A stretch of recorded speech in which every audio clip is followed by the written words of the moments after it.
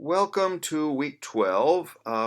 We were off today being Easter Monday. We're also off on Good Friday. So, for some of you, the Friday cohort, it's a good 2 weeks between the times that we're together. Don't take that as a vacation. You really do need to keep going. And the only reason I made this was to encourage you to keep going because we didn't have the Friday meeting, we don't have the Monday Zoom meeting. The Friday cohort won't be back until, good grief, the end of this week. So just sort of a summary of where we are, what we should be doing. According to our schedule, if you look back to the week 10 folder and look at the schedule thing, we should be in the middle of doing research to get into this paper. Um, by the way, evaluating sources is a big deal in research and has been for as long as people have been doing research, really. The question is, sure, it got written down. Somebody posted it someplace on the internet more recently. Um, how do I know it's worth listening to?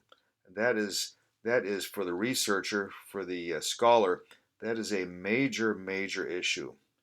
Um, just uh, and This kind of gets into constitutional freedom of the press and just also to the fact that anybody can write anything down. There are no book police, never have been really in our country. Right now, there is no such thing as an internet police or a Google police. So just the fact that you found it on the internet or found it on Google does not mean it's reliable. It just means that at most somebody had enough money to pay for a website. That's it. So you have to evaluate on the basis of such things as whether it sounds plausible, whether the speaker or writer seems to have qualifications to be talking about this sort of thing. That's what you need to do. So we're in the research phase and the note taking phase. Um, Other stuff. Do read the comments I posted concerning your topic proposal. I said something to everybody who posted. I believe what you'll see there, if you go to Blackboard and click on the grades section, there should be a little green speech bubble thing that has my comments. It didn't say much to anybody, just a few lines. Some of you I simply said, sounds good, go for it. Some of you I made comments about how to narrow the topic or how to focus it. Uh, we don't have time to write about everything there is on the topic. We just have time to write about one little corner of it.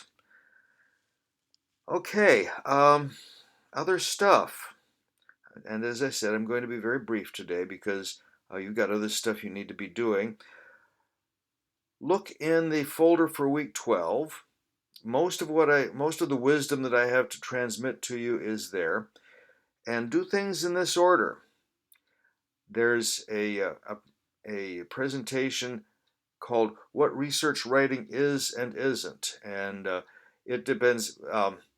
It depends a lot on a video of Scott Joplin's piano playing. Scott Joplin is definitely somebody worth learning about. He was, I guess about 100 what would it be, 115 years ago or so now. He was the one more than anybody else who was the face of ragtime piano. He was in a way one of the first music superstars in our country. Pretty much anybody who had a piano had a copy of Maple Leaf Rag sitting on it.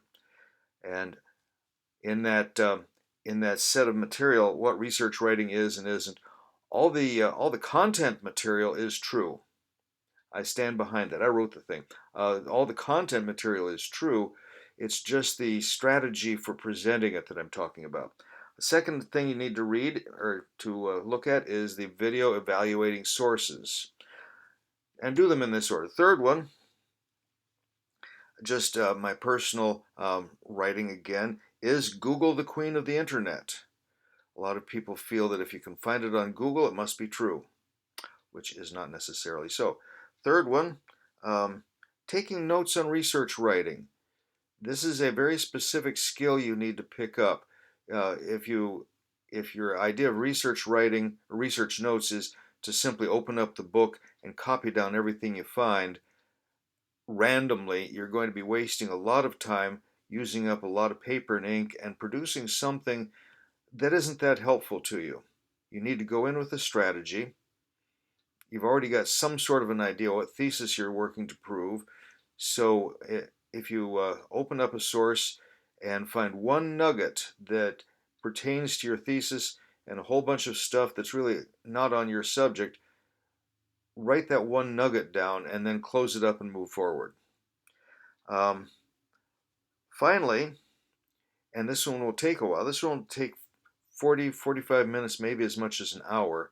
After you've done some of the research reading, and you should do it in this order. After you've done some of the research reading, do the looping toward a thesis exercise.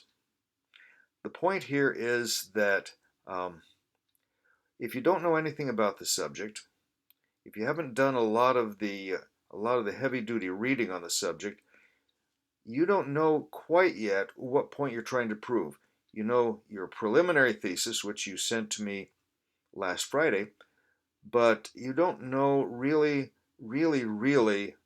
what point you're going to be making, because as you do the reading, you may discover that things change. As you consider what I said to you, things might change. So after you do the reading, after you have some idea what what length and breadth and depth of the topic there is, then you write the thesis down.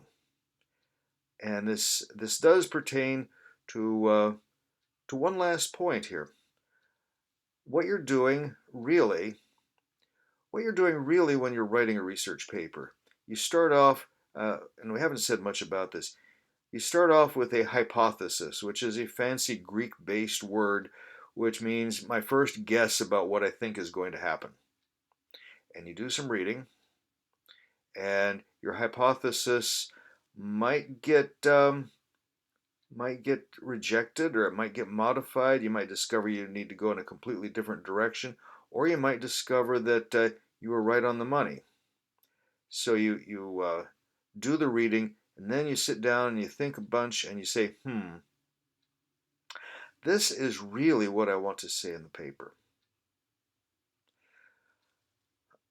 A while back, I gave a quiz to my English 102 students, and it was kind of depressing for me.